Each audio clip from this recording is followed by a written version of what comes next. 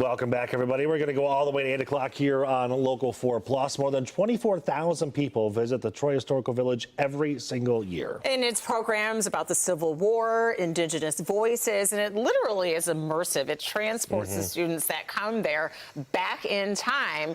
However, this learning experience could lose federal funding that could impact these programs and services continuing. Right. Priya Mann is in Troy. And Priya, these cuts have been proposed by the Trump administration.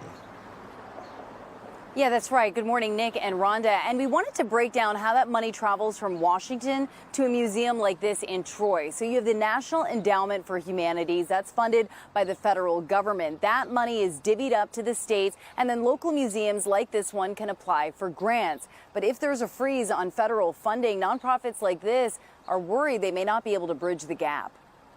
1, 2, 3, 4. The Civil War program at the Troy Historical Village is in full swing. Circling right. But with possible federal funding cuts on the horizon, the future of programming here is uncertain. It's death by 1,000 paper cuts, right? You cut this and you cut this and you cut this, and suddenly, again, we have to shrink so far that we're not able to do the things that we think are important to this community.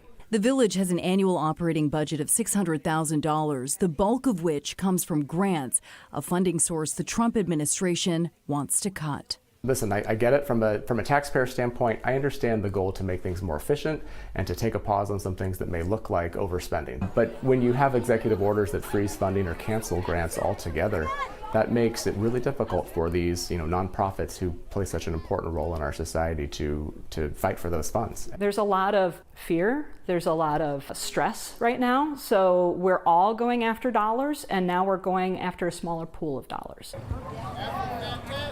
Situated on 5 acres and with 11 buildings, the Troy Historical Village opened in 1968. More than 12,000 students from 5 counties visit every year. There's all the good stuff that happens out of this village is not just about learning our history. It's about building community. It's about giving people a sense of place and a sense of purpose. And if we don't have the grant dollars we need to continue to operate like that, all of that is at risk. About $100 grand is at stake. Without the support, school trips could become out of reach. Schools that have strong PTOs, schools that have strong tax bases, they'll still be able to afford it. They'll see the value in it. But schools that don't will have a harder time. And those schools could also see the value. Oh, and we need them. Yes, not be yes. able to afford it. Right. While funding has been secured for the next year or two, it's only a short-term fix. If federal dollars are cut, the Troy Historical Village could one day become a thing of the past. We're a piece of this community. I worry about the hole that it might leave.